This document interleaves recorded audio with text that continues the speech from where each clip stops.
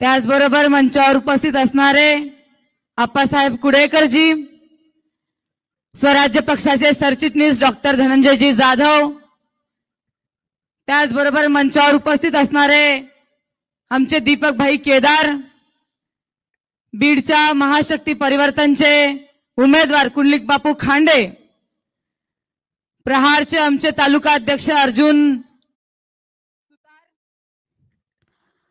आमच्या स्वाभिमानी शेतकरी संघटनेचे सगळे पदाधिकारी आणि पंडित पवारांची दहशत झुगारून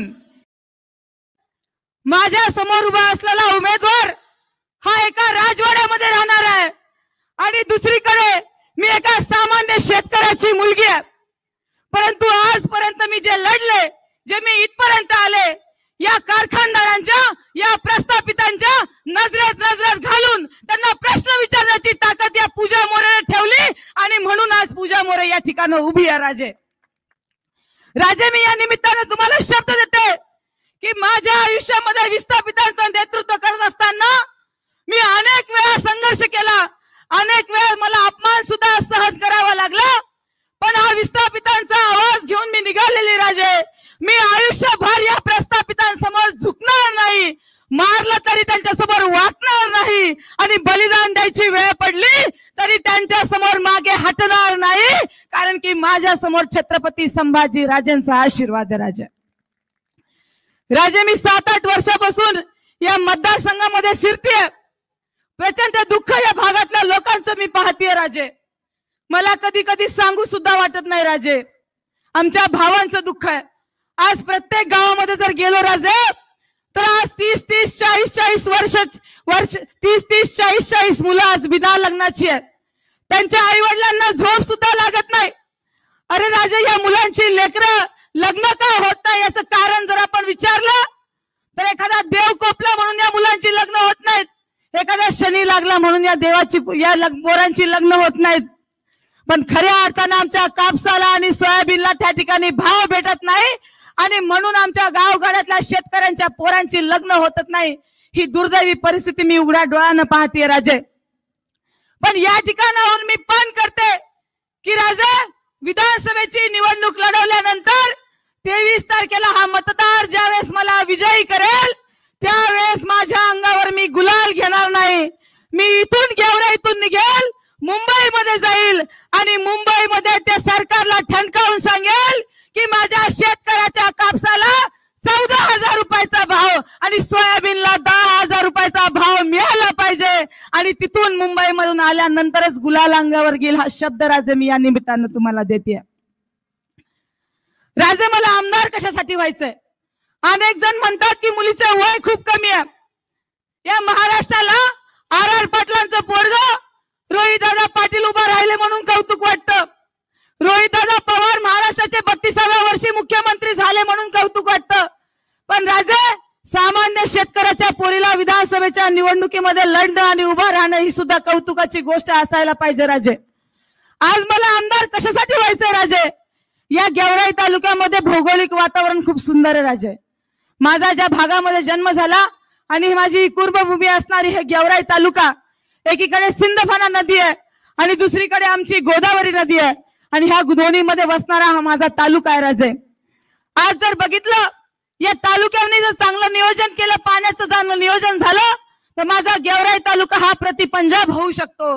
कारण की ज्यावेळेस वरुड मुळशी मतदारसंघामध्ये मी प्रचारासाठी गेले त्यावेळेस तिकडच्या भागातली भौगोलिक परिस्थिती पाहिली आणि त्या भागातला शेतकरी हा ऊस उत्पादक शेतकरी आहे, त्या भागातला शेतकरी हा संत्रा उत्पादक शेतकरी आहे आणि त्याच प्रकारचा गोदा पट्ट्यातला शेतकरी आमचा तो सुद्धा मोसंबी उत्पादक शेतकरी आहे।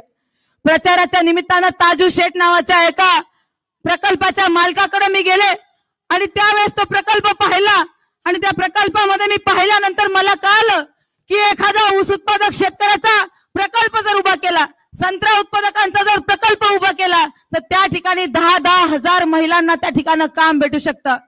राजे, मला या निमित्तानं हेच सांगायचंय की माझा गोदा पट्ट्यातला काम करणारा, काबाड कष्ट करणारा, सिंधफणातला काबाड कष्ट करणारा शेतकऱ्याला जर पाणी भेटलं तर त्या ठिकाणी आम्ही ऊस उत्पादक शेतकरी असू द्यात, मोसंबी उत्पादक शेतकरी असू द्यात, आम्ही सुद्धा त्या ठिकाणी प्रकल्प उभा करून 10,000 महिलांच्या हाताला रोजगार निर्माण करून देण्याचं काम, यासाठी मला आमदार व्हायचंय राजे.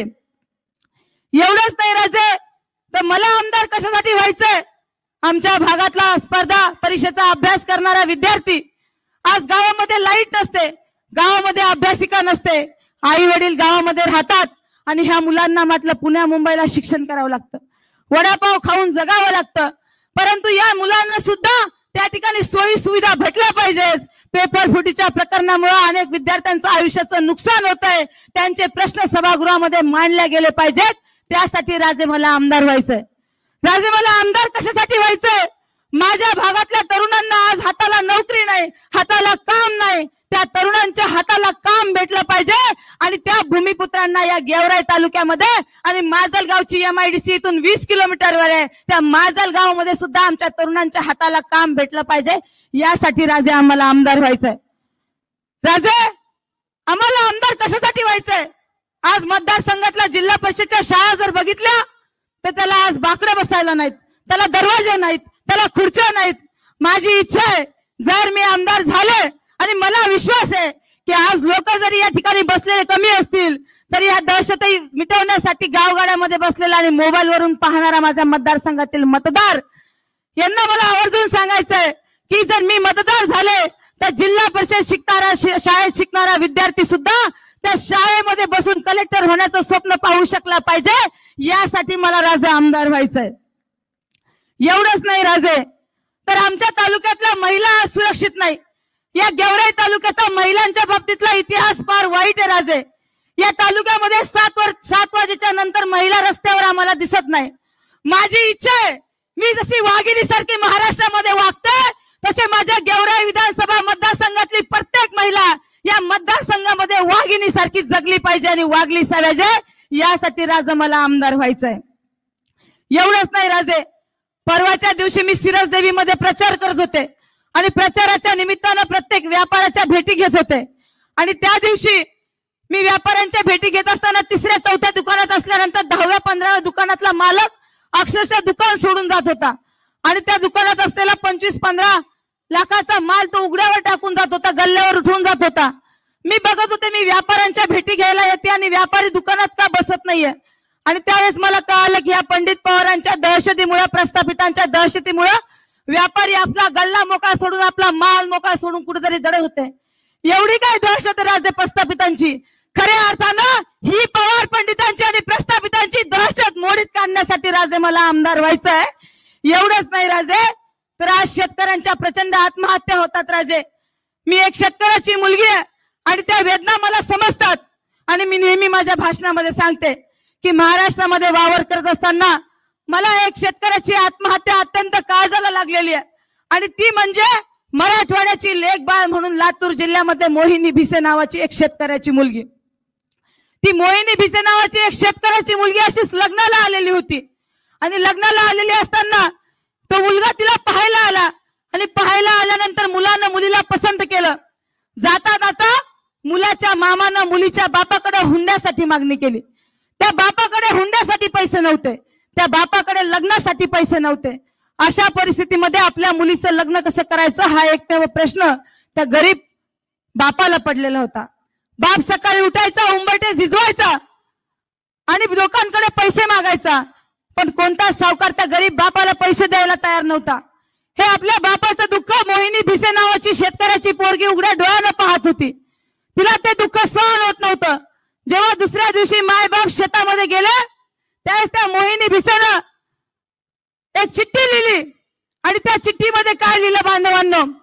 त्या चिठ्ठीमध्ये त्या पोरीनं लिहिलं की देवा, मी असं काय पाप केलं की मी एका शेतकऱ्याच्या पोटाला जन्माला आले. अरे देवा, मी असं काय पाप केलं की मी एखाद्या आमदार खासदाराच्या पोटाला जन्माला नाही आले, मी एखाद्या अडाणी अंबानीच्या पोटाला जन्माला नाही आले. आज माझ्या मरणाचं कारण काय असेल तर माझ्या बापाची गरिबी आहे. आज माझ्या मरणाचं कारण काय असेल तर या सरकारचं धोरण माझ्या बापाचं मरण झालेलं आहे आणि म्हणून माझा प्राण मी माझ्या बापाच्या चरणावर अर्पण करते असं चिठ्ठीमध्ये लिहिलं. बाजे खालचा एंडोसल्फानचा डब्बा काढला आणि पाणी पिल्यासारखं औषध घटाघटा घेऊन घेतलं. त्या मुलींना न्याय देण्यासाठी राजे मला आमदार व्हायचंय. एवढंच नाही तर रस्ता असेल, वीज असेल, लाईट असेल, तालखेड आणि टाकरवन मधला 132 केवीचा प्रश्न मिटवण्यासाठी राजे मला आमदार व्हायचंय. राजे एवढंच नाही तर प्रस्थापितांच्या विरोधात आम्ही जो आज बंड करतोय ना राजे, तो आज यांच्या डोळ्यामध्ये खुपायला लागलेला आहे. एक शेतकऱ्याची मुलगी आज उभा राहिली आणि त्यामुळे राजे माझ्या प्रचार यंत्रणेमध्ये सुद्धा मला प्रचंड त्रास दिला जातोय. आज माझ्या भोंग्याच्या रिक्षा माझ्या गावागावापर्यंत पोहोचल्या जात नाही. या जागेची परमिशन मिळवण्यासाठी ग्रामसेवकापासून ते वरपर्यंत सगळ्यांनी त्रास दिला राजे. आज माझ्या भोंग्याची रिक्षा जर गावामध्ये पोहोचवायची असेल तर एक परमिशन काढायला मला 3-3 दिवस लागतात. आणि या प्रस्थापितांचा एखादा शिक्षक त्या अधिकाऱ्याला फोन करतो आणि तो अधिकारी सरासर अर्ज लिहितो आणि त्या साहेबाच्या घरापर्यंत परमिशन नेऊन देतो. या तुटपुंच्या यंत्रणेमध्ये आम्ही शेतकऱ्याची पोरं आज लढतोय राजे. या तालुक्यामध्ये 60-70 वर्षापासून घराणेशाही आहे. त्यांचीच मुलं आमदार होतात, त्यांचीच मुलं खासदार होतात. ठीक आहे, तुमची मुलं झाली म्हणून आम्हाला वाईट सुद्धा वाटत नाही, परंतु त्यांनी या 60-70 वर्षामध्ये काय केलं? एवढा इकडे गोदावरी आणि एकीकडे सिंधफणा आहे, ह्याच्या पट्ट्यामध्ये असणारा आपला गेवराई तालुका आहे. या गेवराई तालुक्याला भकास करण्याचं काम इथल्या प्रस्थापित पुढाऱ्यांनी केलंय राजे. आणि यांच्या विरोधामध्ये आज आम्ही लढतोय. खर तर आज निवडणुकीला उभं राहण्याचं आणि एवढा संघर्ष करण्याचं आमचं वय सुद्धा नसेल राजे, परंतु ज्या वयामध्ये आम्ही सुखी संसाराची स्वप्न पाहायला पाहिजे होती आणि नवऱ्या बायकोने समुद्रावर बसून आपल्या लेकरा बाळांचं रंग रंगवायला पाहिजे होते, त्या वयामध्ये राजे मी शेतकऱ्यांसाठी लाट्या काट्या खाल्ल्या. एवढंच नाही राजे, तर पोलिसांच्या केसेस सुद्धा अंगावर घेतला. अरे तुमचीच एखादी मुलगी असली असती आणि ती शेजारच्या घरी गेली आणि शेजारच्या घरी गेल्यानंतर तिला जर 10 मिनिट उशीर झाला ना तर बापाचं आणि मायचं काळीच धडाधडा उडायला लागतं. त्या काळामध्ये मी पोलिसांच्या लाट्या काट्या खाल्या. माझ्या बापाचं आणि मायचं काळीच काय म्हणत असेल याची जाणीव प्रत्येक मतदारसंघातल्या माणसाने ठेवणं गरजेचं आहे. यांच्या विरोधातला संघर्ष हा काही सोपा नाही. 60-70 वर्षापासून तेच घराणे राज्य करतायत आणि निवडणुकीच्या वेळेमध्ये शेवटच्या क्षणाला ज्यावेळेस आमची विस्थापितांची मुलं लढतात तर त्यावेळेस तुम्ही सांगतात की त्यांची हवा नाही, त्यांची हवा नाही, ते काय निवडून येणार आहेत का? आणि मग तुमचं मत व्हायला जाऊन देऊ नका. अरे आम्ही 60-70 वर्षापासून तुमचंच मत, तुम्हालाच मतदान करतो. आमच्या भोंग्याच्या रिक्षा फिरलेला तुम्हाला आवडत नाही, आम्ही विस्थापितांचा मंच निर्माण केलेला सुद्धा तुम्हाला आवडत नाही आणि आम्ही आज अशा ठिकाणी भाषण करतो हे सुद्धा आम्हाला वाटत नाही. अरे केलं ना आमच्या बापाने, 70 वर्ष तुमच्या सतरंजा टाकल्या, 70 वर्ष तुमच्या चपला पुसण्याचं काम माझ्या बापाने केलं. आज एखादी शेतकऱ्याची जर पोरगी लढत असेल तर तिच्या भोंग्याच्या रिक्षाची परवानगी सुद्धा तुम्ही तिथपर्यंत पोहोचू शकत नाही, देत नाही, हे दुर्दैव आहे. अशा परिस्थितीमध्ये एक शेतकऱ्याची मुलगी म्हणून मला तुमच्याकडे अर्थ हाक मागायची आहे की आणि तुमच्या समोर जोडी पसरायची आहे की या प्रस्थापित पुढाऱ्यांविरोधात एक 28 वर्षाची सर्वसामान्य शेतकऱ्याची पोरगी लढतीये. तुम्ही लढू शकत नाही याची मला जाणीव आहे, कारण की तुम्हाला संरक्षण नाही. पण छत्रपतींच्या साक्षीने सांगते, माझ्या सोबत काम करणाऱ्या आणि मला साथ देणाऱ्या एकाही भावाच्या केसाला जर या प्रस्थापितांनी, या पवार पंडितांनी जर केसाला सुद्धा धक्का लावला तर ही पूजा मोरे त्यांच्या घरावर डफळे घेऊन गेल्याशिवाय राहणार नाही. ही क्रांती मला या निमित्तानं करायची आहे राजे. राजे एका नेत्याने माझी लायकी काढली हो. लोकसभेला मी बजरंग बाप्पाचा प्रचार करत होते आणि एक नेता मला म्हणला, मी गावगाव बजरंग बाप्पाच्या सभा करत होते आणि एक नेता बाजूला घेऊन मला भडंगवाडी या गावामध्ये म्हणला की तू जरा लायकीत राह, तुझं त्यापेक्षा लायकी तुझं जरा लायकीपेक्षा जास्त व्हायला लागले. हा तालुक्यातला प्रस्थापित नेता आजही निवडणुकीला उभा आहे. माझी सगळ्या शेतकऱ्याच्या पोरांना, शेतकऱ्यांना विनंती आहे की एका लढणाऱ्या लेकीची जर हा वाळू खाणारा नेता जर लायकी काढत असेल तर तुम्हाला सगळ्यांना हात जोडून विनंती आहे की 23 तारखेला एका शेतकऱ्याच्या पोरीची लायकी काय असते हे दाखवण्याचं काम इथलच्या मतदारसंघातल्या प्रत्येक मायमावल्यानं केलं पाहिजे राजे. एवढंच नाही तर आपल्याला ही लोकशाही मधली लढाई लढायची आहे आणि तुम्ही त्यांना भीत असाल हो, परंतु आज मी तुम्ही भीत असताना सुद्धा एका सर्वसामान्य मुलीने हिंमत केली आहे. माझी तुम्हाला सगळ्यांना विनंती आहे की आमच्यासारख्या लेकरांची हिंमत हारून देऊ नका, कारण की आमच्यासारखे लेकरं जर आज हारले ना तर तालुक्यामधला एकही माणूस त्यांच्या विरोधामध्ये संघर्ष करायला तयार होणार नाही. पुन्हा त्यांचीच पिढी, त्यांचेच पोरं, त्याचेच नातवंड तुमच्या आमच्यावर राज्य करत राहतील. आणि म्हणून लोकशाहीच्या माध्यमातून ही लढाई लढत असताना जर प्रस्थापितांना हरवायचं असेल तर आपल्याला त्यांच्यासोबत मारामारी करायची नाही, त्यांचं गचुरं पकडायचं नाही. आपल्याला काय करायचंय तर 20 तारखेला फक्त त्या ठिकाणी जाऊन गुपचूपपणे 6 नंबरचं बटन दाबायचंय आणि खऱ्या अर्थानं माय माऊलाचं कुंकू टिकवायचं असेल, माझा बाप जगवायचा असेल, आमच्या लेकरांचे शिक्षण व्हायचे असतील, तर तुम्हाला ही पवार पंडितांची दहशत संपवण्याची काळाची गरज निर्माण झालेली आहे. आणि त्यासाठी जर मी संघर्ष करत असेल तर तुम्ही गुपचूपपणे ते बोट दाबण्याचं काम, ते बटन दाबण्याचं काम करावं अशी माझी इच्छा आहे. आणि म्हणून आज छत्रपती संभाजीराजे एक सामान्य शेतकऱ्याच्या पोरीच्या पाठीशी उभा राहण्याची भूमिका जी घेतली.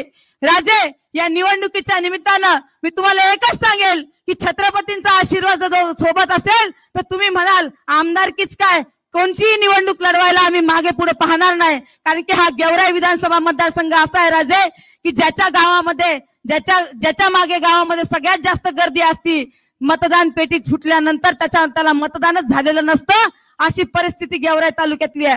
आणि म्हणून इथलचा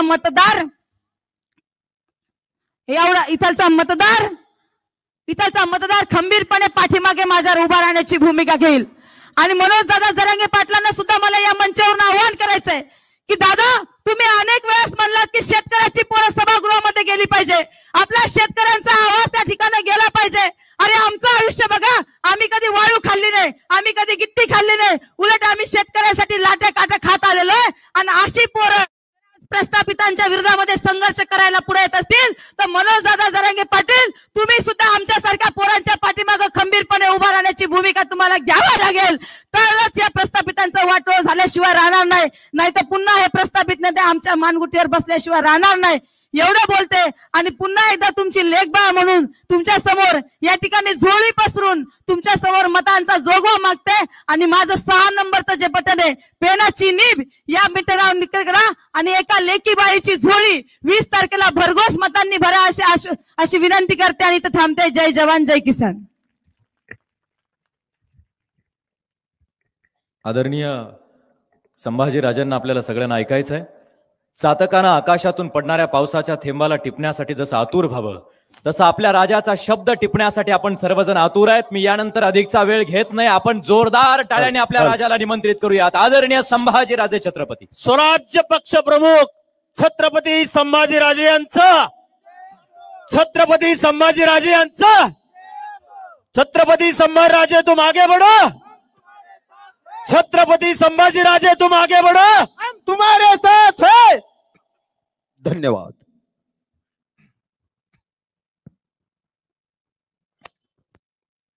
स्वराज्याच्या अधिकृत उमेदवार ज्यांनी आता एकदम तडफदार बॅटिंग केली आणि खऱ्या अर्थाने शिवाजी महाराजांचं, शाहू फुले आंबेडकरांचं आणि शेतकऱ्यांचा विचार घेऊन चालणाऱ्या पूजा मोरे या विचार मंचावर इथं उपस्थित ऑल इंडिया पॅन्थरचे राष्ट्रीय अध्यक्ष, स्वराज्य पक्षाचे स्टार प्रचारक आणि मेहकरचे उमेदवार माननीय दीपक केदार, इथं उपस्थित बीडचे स्वराज्याचे अधिकृत उमेदवार माननीय कुंडलिक खांडे, इथं आमच्यावर आलेले स्वराज्याचे सरचिटणीस धनंजय जाधव, माननीय गजानन बंगाळे पाटील, स्वराज्याचे उपाध्यक्ष माननीय आप्पासाहेब कुडेकर, सन्मान्य विचारमंच, पत्रकार बंधूंनो व उपस्थित सर्व बंधू भगिनींनो, बराच वेळ झालेला आहे. मला पूर्ण कल्पना आहे, अनेक वक्त्यांनी अनेक विषय सविस्तर पद्धतीने आपल्या पुढे मांडलेले आहेत, म्हणून परत तेच विषय मी निश्चित घेणार नाहीये. पण अनेक लोकांना हाच प्रश्न आहे, अनेक लोक संभ्रमात आहेत की स्वराज्य पक्षाची स्थापना का झाली, स्वराज्य पक्ष हे प्रस्थापित करायचं का डोक्यात आलं यांच्या. आणि हो, माझ्या पुढे सुद्धा हाच प्रश्न होता पूर्वी, कारण का पक्ष स्थापन करणं आणि पक्ष चालवणं ते आत्ताच्या काळात सामान्य माणसाला ते शक्य नाहीये. कारण का पक्ष चालवायचं म्हटलं तर अनेक प्रकारच्या रसद लागतात आणि रसद काय ती आपोआप निर्माण होत नाहीये. मुळात संभाजीराजेंचा हा राजकीय पिंड नसला तरी सामान्य माणसाच्या मनात काय चाललंय हे मी ओळखलं होतं. सामान्य माणसाची अस्वस्थता, सामान्य माणूस हा किती व्यथित झालेला आहे. आणि म्हणून हे घाणेरडं राजकारण, हे गलिच्छ राजकारण कुठेतरी पुसून टाकायचं असेल तर आपल्याला खऱ्या अर्थाने एक सुसंस्कृत महाराष्ट्र जर घडवायचं असेल तर आपल्याला स्वराज्याची निर्मिती ही होणंच गरजेची आहे. आणि म्हणून या स्वराज्य पक्षाची स्थापना झाली.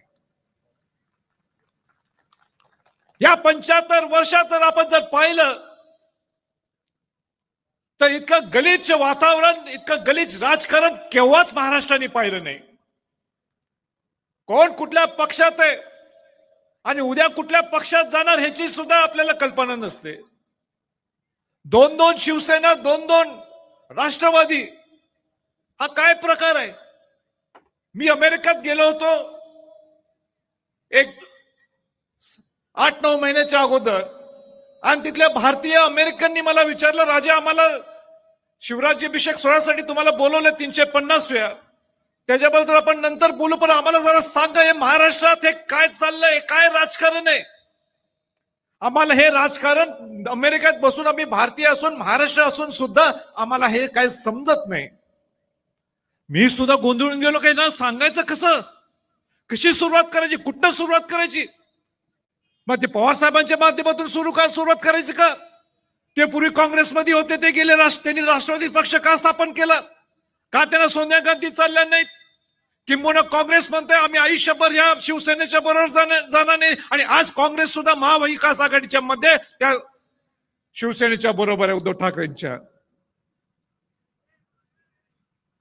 एकनाथ शिंदे हा गट का बाहेर पडला, त्यांना गद्दारीचा स्टॅम्प लावला. ठीक आहे, हायच ते गद्दार, आपल्याला त्याच्यावर काही बोलायचं नाहीये, हायच ते. पण उद्धव ठाकरे सुद्धा काही कमी नाहीयेत. त्यांच्या वडिलांनी बाळासाहेब ठाकरेंनी काय सांगितलं, बाळासाहेब ठाकरे म्हणतात कदापि जीवनात आयुष्यात आपण काँग्रेसच्या बरोबर जायचं नाही.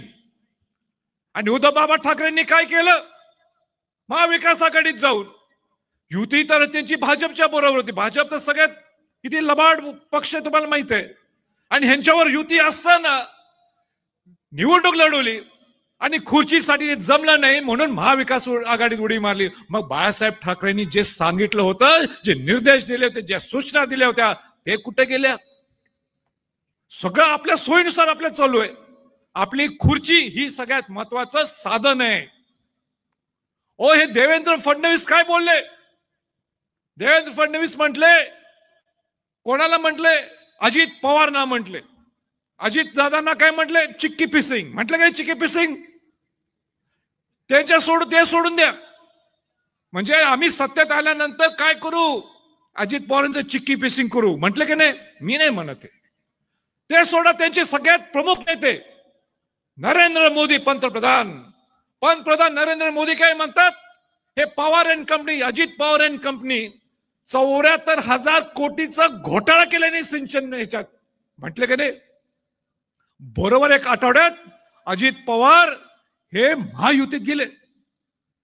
म्हणजे शिवाजी महाराज, शाहू फुले आंबेडकरांचा विचार जे आयुष्यभर बोलत होते ते कुठे गेले, महायुतीत गेले. आणि काय म्हणतात, ही आमची वैचारिक मॉडेल नाही आहे, हा आमचा कुठला मॉडेल आहे, विकासाचा मॉडेल आहे. आम्ही विकास काहीतरी घडवायचा होता, विकास करायचा होता म्हणून आम्ही युतीत गेलो. कोणाची भीतीपाठी, ईडी, सीबीआय, काय जे काय असेल ते. म्हणजे ह्या कशा पद्धतीचं घाणेरडं राजकारण चालू आहे. आणि हे सर आपल्याला पोसायचं असेल, ह्याच्यासाठी स्वराज्याची निर्मिती झाली आहे. ह्याच्यासाठी स्वराज्याची निर्मिती, हे मला अमेरिकेतल्या सगळ्या लोकांना सांगावं लागलं. आपला लढा कोणाशी आहे? स्वराज्य पक्षाचा ह्या परिवर्तन महाशक्तीचा लढा कोणाच्या बरोबर आहे? हा लढा आहे प्रस्थापित लोकांच्या बरोबर. घराण्याशाहीच्या आपला हा लढा आहे. दीपक केदारने व्यवस्थित सांगितलं की हा लढा बाकी कोणाशी लढा नाहीये आमचा लढा आहे जे प्रस्थापित लोक आहेत त्यांच्याशी आमचा लढा आहे. म्हणजे आयुष्यभर हेनीच राजकारण करायचं. 30-30 वर्ष 40-40 वर्ष ह्यांच्या घरातच सत्ता.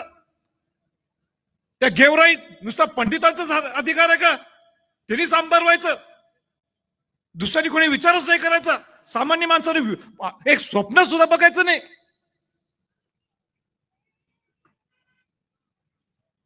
तिकडे बीड मध्ये सुद्धा क्षीरसागर ठरवून घरात ठरवून आपण तिकडे काय तिकीट मागायचं, दुसरीकडे तिकीट मागायचं. काका म्हणतो मी सुद्धा मागतो आणि नंतर काका म्हणतात माझा पाठिंबा माझ्या पुतण्याला. काय चाललंय? हे पुसून काढायची जबाबदारी आपली सर्वांची नाही आहे का? आपण विचार करणार आहोत का नाही? काय आपण नुसतं शेतकरी चळवळ, बहुजन समाजाचा अन्याय होतो त्याची चळवळ, मराठा समाजाला आरक्षण मिळत नाही त्याची चळवळ, दलितांचा अन्याय होतो त्याची चळवळ, कष्टकऱ्यांसाठीची चळवळ, कामगारांना व्यवस्थित रोजगार मिळत नाही किंवा पगार मिळत नाही त्याची चळवळ. आयुष्यभर चळवळच करत राहायचं आपण सत्तेत यायचं नाही का? यायचं नाही सत्तेत? मग तुम्ही सगळ्यांनी एकत्र येणं गरजेचं आहे. तुम्ही ताकद देणं गरजेचं आहे. अनेक मला सकाळी विचारलाय का प्रश्न, तुमचे स्टार प्रचारक कोण आहेत? आता हिता तर आमचे सगळे स्टार प्रचारक दोघे तिघे बसलेत, पण मी उत्तर काय दिलं? आमचे स्टार प्रचारक हे कुठले मोठे नेते नाही आहेत. आमचे स्टार प्रचारक ही आमची जनता आहे. ही आमची जनता ही स्टार प्रचारक आहे.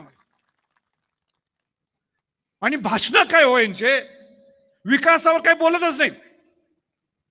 एक सकाळी त्यांचा दुसरा एक शिवसेनेचा काय तो सकाळी 10 वाजता बोलायला सुरुवात करतो, मग दिवसभर ट्रेंडिंग सुरू होतं त्याच्यावर नेरेटिव्ह सेट होते. आम्ही बोलत नाही सकाळी एवढ्या लवकर. हीच चर्चा दिवसभर चर्चा करायची. हिने काय केलं, त्यांनी काय, ह्याचं काढायचं, त्यांनी त्याचं काढायचं. काही त्याच्यावर दुसरं काही विकासावरच बोलायचं नाही. मला सांगा, तुम्ही इथं येऊन गेवराईला आला, तुम्ही गेवराच्या बद्दल कोण काय बोलतोय का इथं? गेवराची MIDC वर कोण बोलतोय? नावासाठी MIDC आहे इथं. तुमचं जायकावाडीत धरण आहे इथं, हाय का? जायकावाडीचं धरण तुमचं इथं किती वर्ष चालू आहे? 18 किती वर्ष आंदोलन चालू आहे? जायकावाडीतल्या धरणातून 18 TMC पाणी हे तुम्ही सिंध फना नदीत घालायला पाहिजे. चालू आहे की नाही आंदोलन? ह्याच्यावर कोणी बोलतंय, भाषण करते? कोणी करत नाही. पूजाताई, ज्यावेळी तुम्ही आमदार होणार, पूजा मोरे, पहिल्यांदा तुम्ही हा विषय तिथं घेणं गरजेचं आहे. हा लोकांचा विषय. या पूजा मोरे कुठे? एक मिनिटाकडे या. पूजा मोरे किती कष्टकरी आहेत. आयुष्यभर नुसता संघर्ष, आयुष्यभर नुसता संघर्ष. एक महिला असून सुद्धा, एक भगिनी असून सुद्धा नुसता संघर्षच केलेला आहे. हिनी जायचं नाही का आमदार म्हणून? हिनी जायचं नाही विधानसभेच्या पटलावर? काय नुसतं ज्यांच्याकडे पैसा आहे, ज्यांच्याकडे नुसतं सत्ता आहे, हिनीच तिकडे जायचं? ज्यांच्याकडे साखर कारखाने आहेत त्यांनीच जायचं तिथं? ह्यांचा अधिकार नाही? आज मला सांगा, त्या 2 पंडितांना बोलवा, त्या पवाराला बोलवा आणि पूजा मोरेने समोर बोलवायचं. माझं आव्हान आहे त्यांना. आणि सांगून द्यायचं मला या गेवराईच्या बद्दल आम्हाला काय करायचंय. माझी पत्रकार बंधूंना, तुम्ही माझं उद्या हेडलाईन करायचं असेल तर हेडलाईन हेच करा. त्या 3 उमेदवारांनी आमच्या स्वराज्याच्या पूजा मोरेने समोर बोलवा आणि होऊन जाऊन दे एकदा. होऊन जाऊन दे. कोण कसा गेवराईचा विकास करणार होऊन जाऊन दे एकदा. बरोबर आहे की नाही? एकदा होऊन जाऊन दे. सांगून देत आम्हाला गेवराईचा, आम्ही एवढ्या वर्ष काय केलंय, 30-40 वर्ष गेवराईचा विकास कसा केलाय आणि ह्याच्या पुढे आम्हाला विकास कसा करायचा आहे ते सांगून देत. कशा बोलल्या हाय की नाही? भारी हाय की नाही? तारा राणी सारख्या नाही, तारा राणीच आहेत त्या. कोण म्हणाल, अहो मी स्वतः हे हुडकलेली ही मुलगी आहे, मी सिलेक्ट केली आहे स्वराज्यासाठी. परफेक्ट आपल्याला हे उमेदवार असू शकतात. मी 2016ला ज्यावेळी 50 लाख लोक आझाद मैदान मध्ये आले होते, 50 लाख लोक आझाद मैदान मध्ये आले होते, त्यावेळी त्या जिथं मुली उभारल्या होत्या, ज्यावेळी मी स्टेजवर गेलो आणि मी सगळ्यांना संबोधलं, त्यावेळी कोणाला स्टेजवर जायला परवानगी नव्हती. ते 58 वर्षाचं कोण स्टेजवर गेले असेल ते मी गेलो आणि लोकांना सांगितलं की जे कारण असतील त्या कारणात मी जाणार नाही, पण मी तिथं गेलो आणि सांगितलं आणि तिथं संबोधित लोक परत गेले. त्या ज्या 7-8 मुलीमध्ये कोण होती तिथं उपस्थित? मराठा क्रांती मोर्चाच्या होती ना, तर पूजा मोरे होत्या. केव्हा? 2016, म्हणजे आता 8 वर्षाच्या अगोदरच मी बोलायला लागलोय. 8 वर्षात जे परिवर्तन पूजानी घडवलेलं आहे. हो, मी इथं ज्यावेळी इथं ओला दुष्काळ पडला होता, मी इथं अनेकदा दुष्काळ पडला तेव्हा मी इथं आलो, पाय अनवाणी, पाय चप्पल नाही आणि पळतोय. मी का नाही? ते म्हणजे माझे शेतकरी मरायला लागलेले, माझे शेतकरी हे मी शेतकरी संघटनेचं काम करते, स्वाभिमानी शेतकरी संघटनेचं मी काम करते आणि मी हे शेतकरी म्हणाले त्यांचं सगळं कोण बघणार? विमा नाहीये तिथं, हे शेतकरी एवढा ओला दुष्काळ पडलेला आहे, कसं हे ना मी बघू शकत? मला नाही जमणार, मी नाही पायात घाल, मी अनवाणी मी राहणार. तो पूर्ण दिवस एका पायात चप्पल घातणारे माझ्यासमोर, तर ह्यांनी तर अनेक दिवस तिथं काढले. ह्याला म्हणतात एक तळमळ सामाजिक, सगळ्या म्हणजे शेतकऱ्यांच्या, कष्टकऱ्यांच्या, कामगारांच्या वरची असणारी तळमळ, समाजाच्या असणारी तळमळ. माझी चॅलेंज आहे, माझं आव्हान आहे, जर दहशत स्वराज्याच्या उमेदवाराच्या बरोबर करायला कोणी प्रयत्न केला या नेते मंडळींनी, किंबहुना त्यांच्या कार्यकर्त्यांनी सुद्धा जर प्रयत्न केला, त्याच्या पाठीचे छत्रपती संभाजीराजे असणार आहेत. छत्रपती संभाजीराजे असणार आहेत. मी संयमीच आहे, माझं नेतृत्व संयमी आहे, पण कोण माझ्या अंगावर आलं किंवा स्वराज्याच्या अंगावर आलं, तेही प्रामुख्याने पूजा मोरे आणि त्यांच्या कार्यकर्त्यांकडे डोळे खटून बघायचा प्रयत्न केला, तर मग संभाजी छत्रपती शांत बसत नाही. कारण का संभाजी छत्रपतींचा, संभाजीराजांचा जन्म सुद्धा छत्रपती शिवाजी महाराजांच्या घराण्यात झाला. आम्ही सुद्धा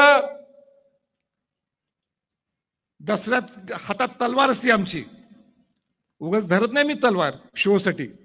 आम्हाला तलवारीचं, आम्हाला कोणाचं धाक सुद्धा दाखवायची नाही. पण चांगले माणसं काम करत असतात, जे विस्थापित आहेत त्यांना सुद्धा काम करून दे. तुम्ही तुमचं काम करा, तुम्ही तुमची सत्ता भोगा, काय करा करा, पण आम्ही जर तुमच्याशी लढाईसाठी आलो असाल लोकशाहीच्या माध्यमातून, तुम्ही सुद्धा सकारात्मक दृष्टीतून घ्या तुम्ही. हो, या चला आपण लढाई करू, नको पडलं मतदानाच्या ह्याच्यात. पण तंबी बिंबी आणि दहशत करायला जर प्रयत्न केला तर गाठ छत्रपती संभाजीराजेंची, गाठ छत्रपती संभाजीराजेंची. बस त्या मराठा आरक्षण साठी एवढा पूजा मोरेंनी एवढा लढा दिला. ते आरक्षण कसं मिळवायचं कसं नाही ते नंतर आज नाही मी बोलत. मनोज जरांगे पाटील यांना ताकद देण्याचं काम हे संभाजीराजेंनी केलेलं आहे, ह्याच्या पुढे सुद्धा करणार. त्या देशाच्या सभागृहात, संसद भवन मध्ये जर पहिलं आंदोलन मराठ्यांचं जर कोणी केलं असेल ते छत्रपती संभाजीराजेंनी केलेलं आहे. पहिल्यांदा जर कोणी आवाज उठवला असेल संसद भवन मध्ये, कोणी तिथं भाषण जर केलं असेल तर छत्रपती संभाजीराजे. आणि त्याच्यानंतर मग सगळे बोलायला लागले.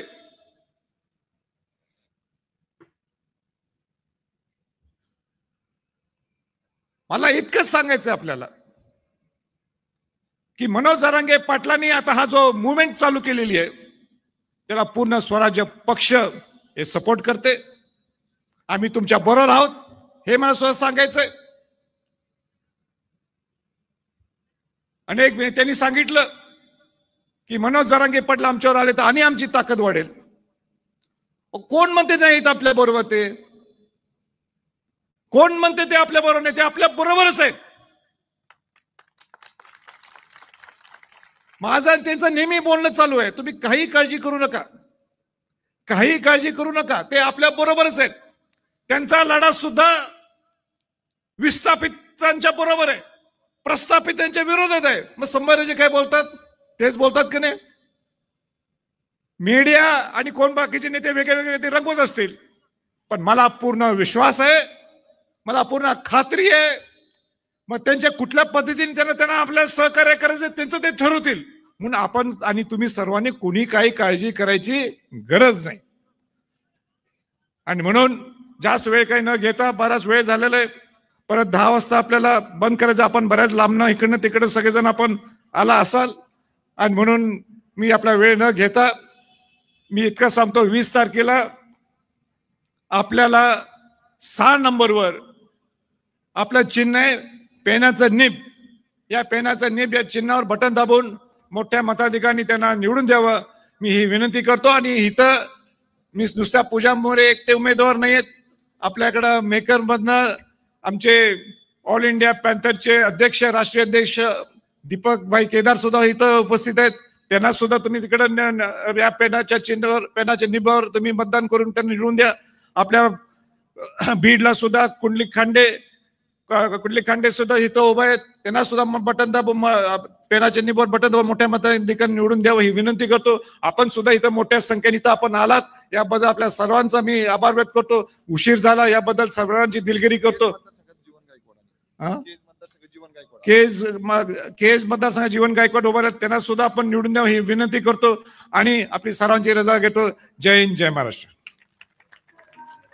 सगळ्यांना विनंती, फक्त 1 मिनिट थांबा. या ठिकाणी तळणेवाडीच्या काही तरुण ग्रामस्थांनी पूजाताईंच्या निवडणुकीसाठी लोकवर्गणी केली आहे.